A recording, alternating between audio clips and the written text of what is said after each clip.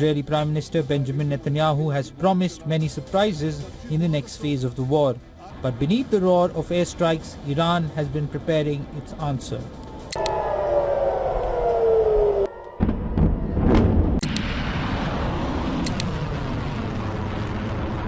Iran's armed forces power is not head-on, but in a deterrence system. If you measure Iran by the yardstick of a classic superpower, modern air power, aircraft carriers, real-time ISR everywhere, seamless command networks, you get the wrong picture. For decades, Iran has been building military power for a different scenario, not to win a symmetrical war on the enemy's terms, but to make the cost of attacking Iran unacceptable, stretch the conflict, raise political risks for the opponent, and force bargaining. The key idea is this: Iran is not a single military machine but two overlapping power systems, each with its own logic. Two armies inside one state. 1. Artesh, the regular armed forces, the conventional military, ground forces, air force, navy, and territorial defense in the traditional sense. 2. The IRGC, Islamic Revolutionary Guard Corps, simultaneously an elite force, a political shield for the regime, and the main operator of non-standard warfare, missile forces, a major share of air defense and air control functions, drones, special operations, and an external network of allied groups. This is what makes many elements of Iran's strategy exportable across the region. The advantage of this structure is survivability. If one layer is degraded, the other can keep operating. The downside is competition for resources and more complicated coordination under pressure on communications and command. The core of Iran's potential: missiles and strike UAVs. Iran leaned into long-range strike systems not out of ideology but out of arithmetic. Because sanctions and restricted access to advanced components have limited the modernization of combat aviation, missiles and one-way/strike drones became the most scalable instrument, easier to produce in quantity, easier to hide, and easier to launch in large numbers. But in real war, how many missiles exist on paper matters less than how many launchers and transporters survive, how intact the communications and command nodes remain, how many tested dispersal routes still work, how quickly the opponent learns and disrupts your cycle of rollout-launch-hide. And this is exactly where the current war offers the most telling signals. Missile cities as a strength and a vulnerability. Iran has long showcased underground facilities, missile cities, tunnels, hardened shelters, protected portals, and dispersion. This does increase the chance that stockpiles survive.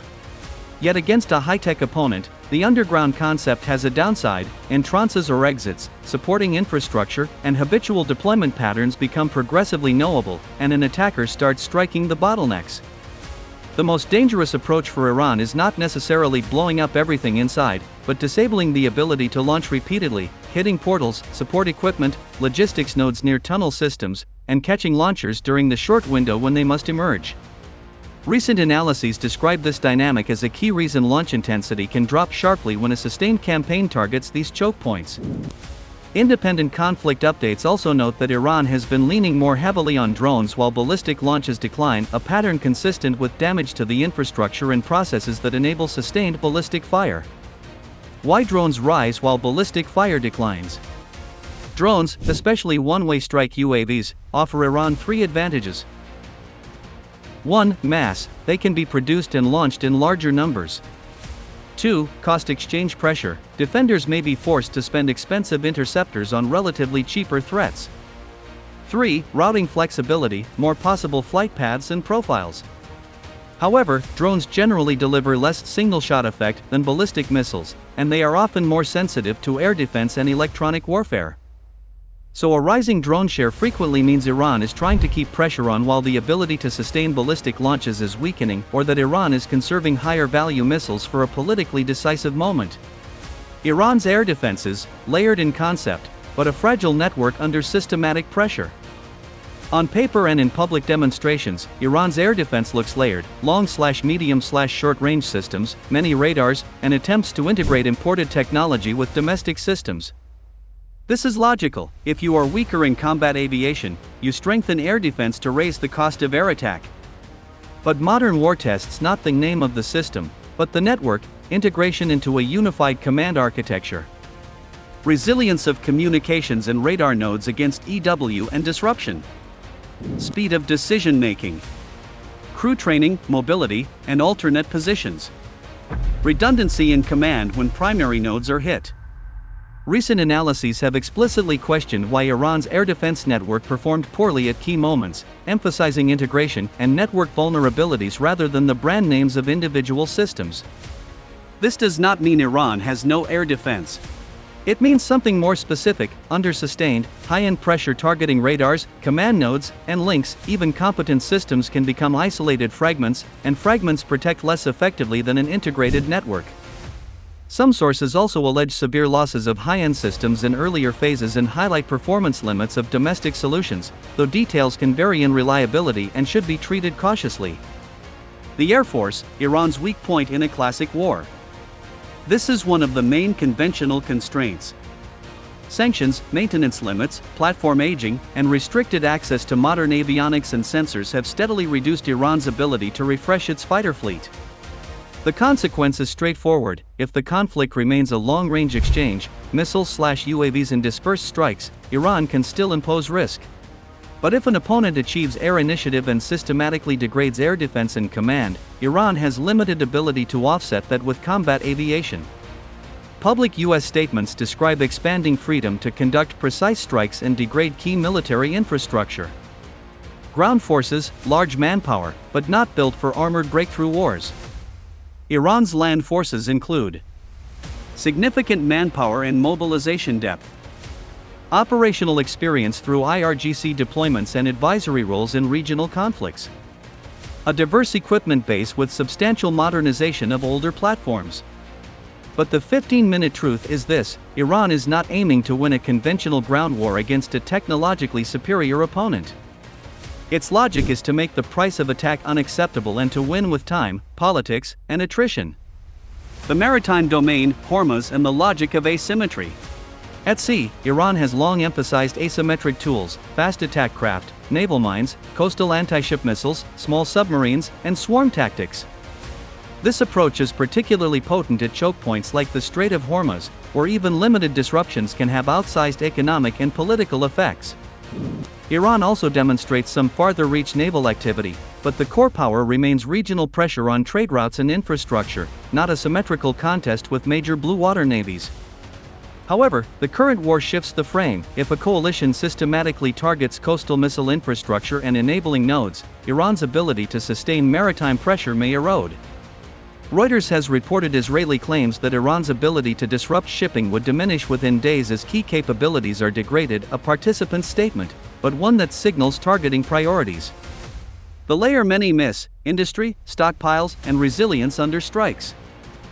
Campaigns like this are decided not only by weapons, but by the production and organizational cycle.